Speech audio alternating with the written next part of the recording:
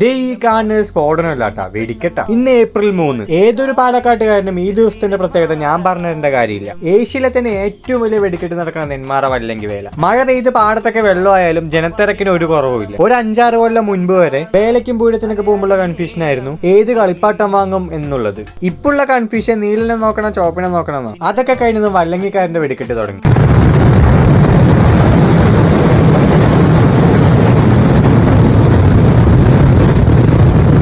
അത് കഴിഞ്ഞ് കുറെ സമയം കഴിഞ്ഞ് നെന്മാറക്കാരും പൊട്ടിച്ചു.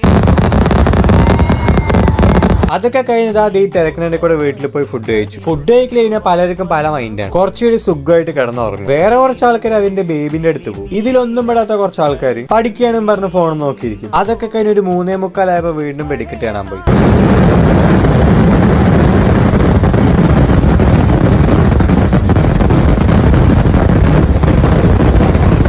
അത് കഴിഞ്ഞ് അടുത്ത വർഷം വേലക്കായിട്ടുള്ള കാത്തിരിപ്പ.